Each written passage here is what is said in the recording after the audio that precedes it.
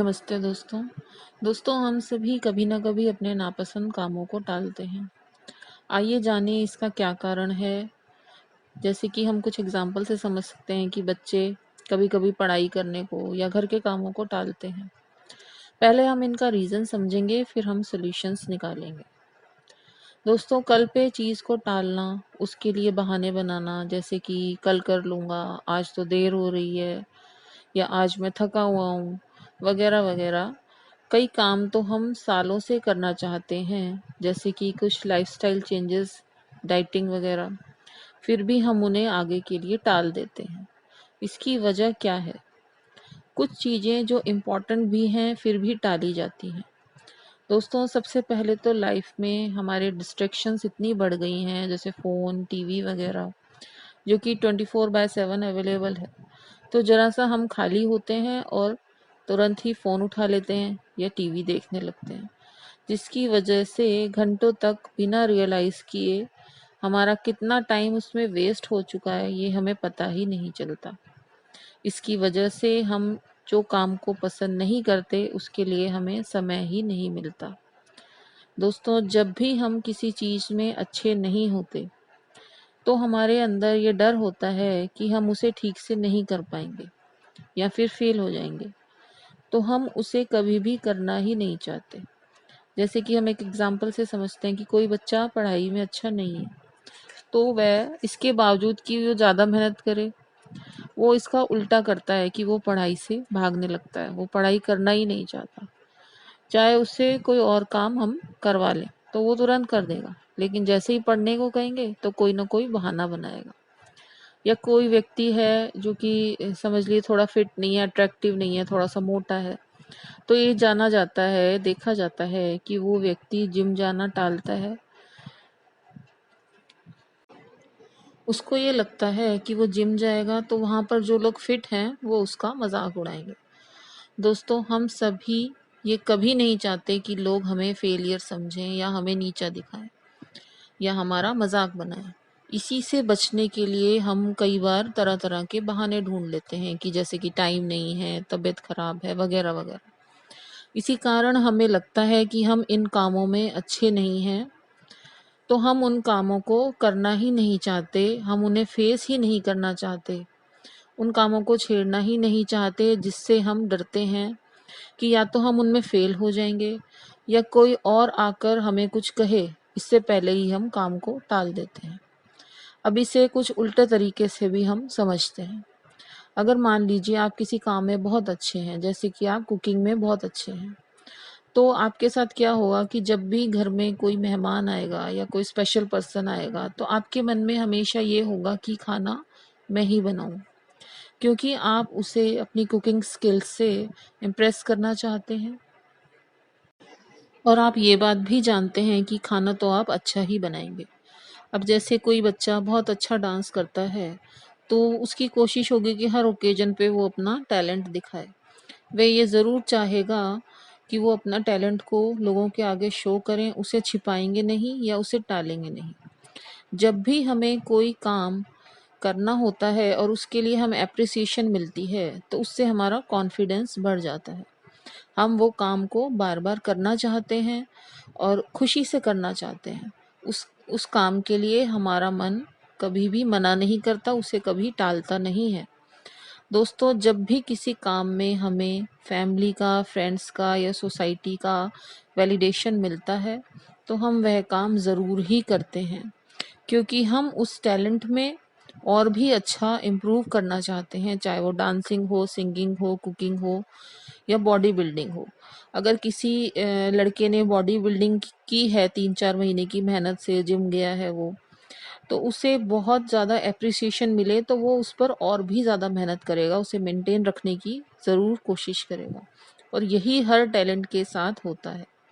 इसका यही मतलब है कि हम सिर्फ़ उन्हीं कामों को बार-बार टालते हैं, जिसमें हम ये मानते हैं कि हम उतने अच्छे नहीं हैं या हमें फ़ेल होने का डर है। हो सकता है कि ये सच ना हो और ये सिर्फ़ हमारे अंदर ही अंदर हम अपने बारे में ये सोचते हों कि हम इस काम में अच्छे नहीं हैं।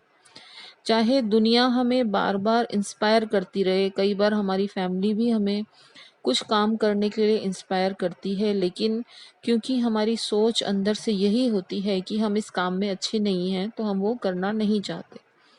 दोस्तों, हम सभी रिजेक्शन से डरते हैं, तो हम ऐसा काम ही नहीं करना चाहते। तो अब इससे बचा कैसे जाए, ये देखते हैं। दोस्तों, सबसे पहले तो काम को हमें प्रायोरिटाइज करना है। यदि काम आपकी प्रायोरिटी की लिस्ट में आता है, तो आप उसे ज़रूर करेंगे, अन्यथा आप उसे छोड़ भी सकते हैं। जब भी हम किसी काम को बहुत बड़ा मानते हैं, जैसे कि कोई बड़ा एग्ज़ाम क्रैक करना हो, तो ज़्यादातर बच्चे यही कहते हैं कि बहुत ही कंपटीशन है, इसमें सीटें बहुत कम हैं, हमारा तो सिलेक्शन बड़ा ही मुश्किल है।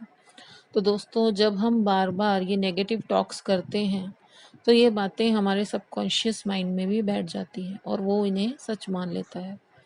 जबकि इसके उलट यदि आप ये सोचेंगे कि ये काम तो मैं बड़ी ही एफिशिएंटली कर लूँगा, तो बार बार की प्रैक्टिस से हम काम करने का समय और उसकी क्वालिटी भी बढ़ा सकते हैं, क्योंकि तब आपका सबकॉन्शियस माइंड आपकी हेल्प करेगा काम को करने में। तो आपके सबकॉन्शियस माइंड को ही आपको कंट्रोल करना है। इसे हम एक एग्जाम्पल से समझते हैं कि जैसे कोई बच्चा है, थोड़ा सा मोटा है, अब उसके शरीर को फिट होने की, एक्सरसाइज करने की ज़रूरत है, लेकिन वो ये सब करना ही नहीं चाहता और इस काम को हमेशा टालता ही रहता है। तो उसे क्या करना चाहिए? उसे अपने माइंड में डालना है कि वो एक्सरसाइज करना एंजॉय करता है और प्रतिदिन वो सिर्फ 10 मिनट के लिए एक्सरसाइज करेगा। ये उसे अपने आप से कहना है, तो उसका सबकॉन्शियस माइंड उसे इजीली एक्सेप्ट कर लेगा, क्योंकि 10 मिनट काफ़ी कम होते हैं। तो उसका माइंड ये सोचेगा कि ये तो बड़ा ही आसान काम है और वो इसे कर पाएगा और इसमें फेल होने का डर भी नहीं है। तो शुरू-शुरू में आप 10 मिनट का टारगेट रख सकते हैं। दोस्तों, सिर्फ 10 मिनट के लिए भी किसी भी डिफ़िकल्ट टास्क को करना हमारे माइंड को आसान लगता है, तो वो इसे इजीली एक्सेप्ट कर लेगा और इसे टालेगा नहीं। साथ में हम ऑल्टरनेट डेज में काम को करने की हैबिट भी डाल सकते हैं, जैसे कि हफ्ते में सिर्फ 3 दिन आप अपने नापसंद काम को, जैसे वॉक करना, डाइट करना या एक्स्ट्रा स्टडीज़ करना, ये सब कुछ भी आपके माइंड में डाला जा सकता है, क्योंकि हमारा सबकॉन्शियस माइंड बहुत ही ज़्यादा पावरफुल होता है और उससे हम अपने मनचाहे रिजल्ट्स को काफ़ी हद तक पा सकते हैं। तो अपने माइंड को भी हमें इसी तरह धीरे-धीरे ट्रेंड करना है। दोस्तों, इस तरह हम ना सिर्फ अपने अंदर बल्कि अपनी फैमिली मेंबर्स में भी कुछ बुरी आदतों को पीछे छोड़ सकते हैं और अच्छी हैबिट्स को अपनाकर अच्छी लाइफ़स्टाइल को फॉलो कर सकते हैं। इसे हम अपने बच्चों की पढ़ाई पर भी लागू करके देख सकते हैं। दोस्तों, काम पूरा हो जाने से ना सिर्फ हमारा टारगेट पूरा होता है, बल्कि हमारा कॉन्फिडेंस भी बढ़ता है, हमारी सेल्फ वर्थ भी बढ़ती है। धीरे-धीरे हम इस 10 मिनट्स के से जो समय हमने डिसाइड किया है, उसे हम खुद भी बढ़ा सकते हैं, क्योंकि वो काम आप करना आपकी हैबिट में शामिल हो जाएगा, तो आपके लिए भी आसान होगा उस टाइम को बढ़ा देना। इससे आपका कॉन्फिडेंस तो बढ़ेगा ही, साथ ही लोगों की एप्रिसिएशन भी आपको मिलेगी। लोग आपके एफर्ट्स देखेंगे तो ज़रूर ही आपको एप्रिशिएट करेंगे और इस प्रकार आप धीरे-धीरे अपने काम को एन्जॉय भी करना लगेंगे, क्योंकि अच्छी हैबिट्स से आपकी एफिशिएंसी तो बढ़ेगी ही, आपकी बॉडी भी फिट हो सकती है, आपकी पढ़ाई भी अच्छी हो सकती है, तो आप सबकी नज़रों में आ जाएँगे और आपका कॉन्फिडेंस लेवल काफ़ी हद तक बढ़ जाएगा। दोस्तों, इस प्रकार हम इन छोटे-छोटे उपायों को अपनाने से काम टालने की आदत से छुटकारा पा सकते हैं। इस तरह हम अपने अंदर और अपने बच्चों के अंदर भी कुछ अच्छी हैबिट्स को डाल सकते हैं और उन्हें सक्सेस के ज़्यादा करीब लेकर जा सकते हैं।